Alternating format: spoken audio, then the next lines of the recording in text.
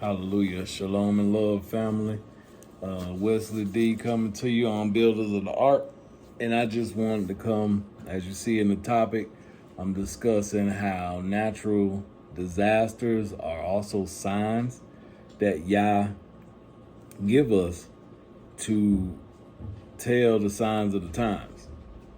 Now we know in Matthew 24 that Yahushua said that there will be famines, earthquakes, pestilence, all types of things occurring in the earth. Love of many waxing cold, as we seen Saturday with people being ran over in Texas, the shooting in different various places that they're all of a sudden starting to record all these brutal murders that's going on left and right. So let's jump into the study real quick. All right, so I don't know if a lot of people recognize, but volcanoes and earthquakes are somewhat interrelated. Volcanoes and earthquakes are causes of movement of tectonic plates. So let's look at it like if this was the human body, the tectonic plates are kind of like the joints of the earth. And you gotta think about it. What do we do? We pull natural resources from the earth. And so the more we pull that lubrication, which is like that oil and things out of the earth, it's kind of like the earth is getting arthritis. So the more it tries to move those joints, I don't know if you ever had arthritis, but every time you move those joints, the pain gets worse and worse. And so we have to look at it as the reason we know that earthquakes are becoming more consistent is because of the things that's happening in the earth with the natural resources being removed from it. So the earth is groaning, it's going through its own mourning in a sense, right? Awaiting its creator because it's being destroyed. And that's why in the book of Revelation, you hear Yah say that he's going to destroy those that destroy the earth. Now, let's look at the study. All right, so if you go to Joel chapter 2, and this one is focused on volcanoes and earthquakes, this is a sign that Yah said that would be in the earth.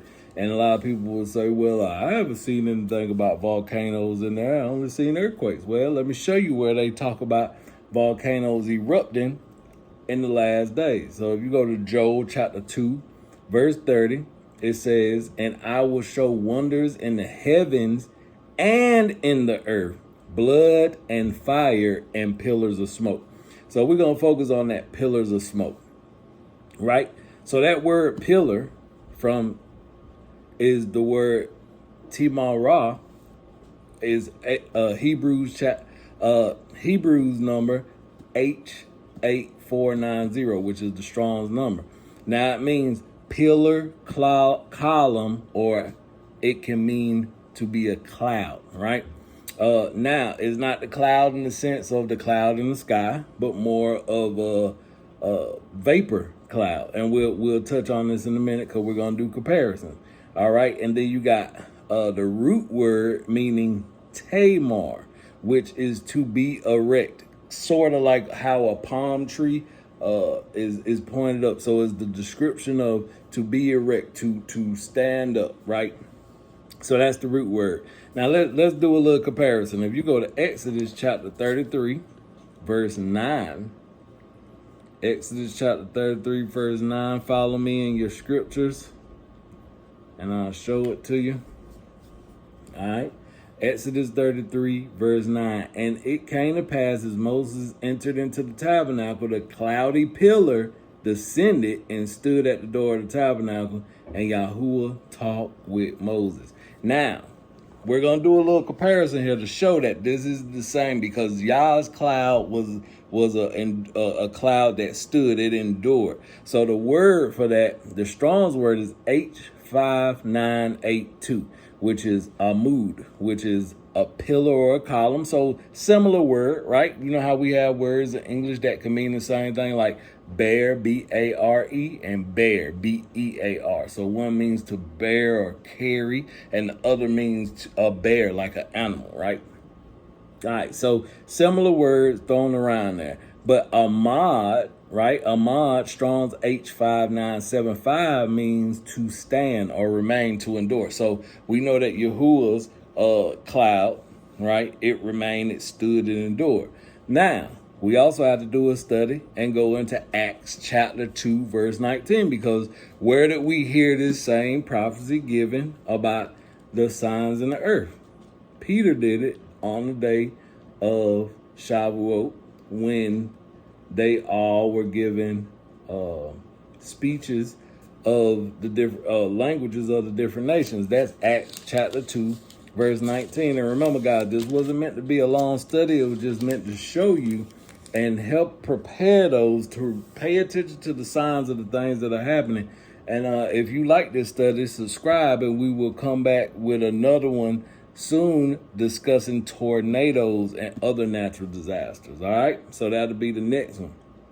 So if you go to Acts chapter 2, verse 19, let's look what it say. And I will show wonders in heaven above and signs in the earth beneath, blood and fire. Now this one is a little different. It says, and vapor of smoke. So now we're going to go and we're going to get the Greek Strong's G822, which means atmis, right? Which is vapor or mist. So what's coming out of a volcano is vapor or mist, because watch this.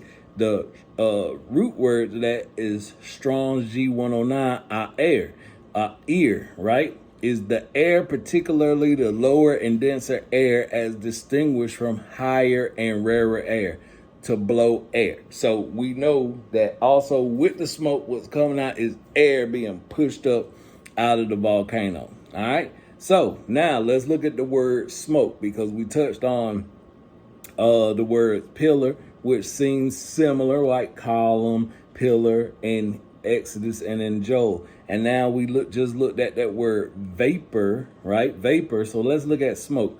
In Greek, that's G2856. The Strong is kapnos, which actually means smoke. But if you go to the Joel chapter 2, verse 30 and look up smoke, what it's saying is ashan, which also means vapor, dust, or smoke. So proving that a volcano is what Yah is talking about will be one of the signs in the earth.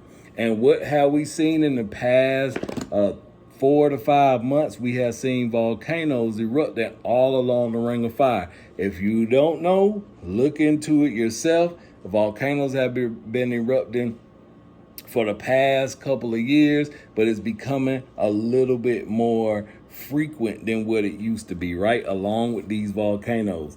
And then if you look up another one, Ashan, which is H6255, which is the root word to Ashan, which means Ashan meaning vapor, dust, or smoke. Ashan means to fume, right? So like fumes that are going up. What does volcano leave? It leaves sulfuric fumes that goes up, right? And then when it comes down similar to as a dust, which is also, if you look at Exodus chapter 19, verse 18, this is what is described in Exodus chapter 19, verse 18, when Yah descends as descends in the cloud, and smoke envelops the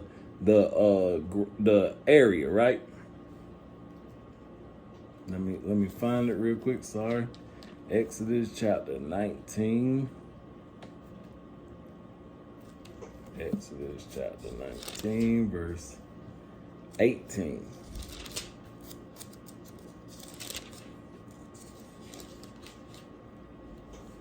All right. And Mount Sinai was altogether on a smoke, which means fumes, right? Because Yahuwah descended upon it in fire, and smoke thereof ascended as the smoke of a furnace, and the whole mount quaked greatly. So that also kind of give a description of a volcano. So again, Joel chapter 2, verse 30 is telling us that we will see volcanoes erupting a lot in the last days. So brothers and sisters, just prepare yourselves and join up with us on the next one. We'll discuss how Yah also uses tornadoes as a mechanism to bring forth judgment. So I love you. Be blessed. Always remember to look up, for your redemption draws nigh. Love you. Be blessed. Shalom.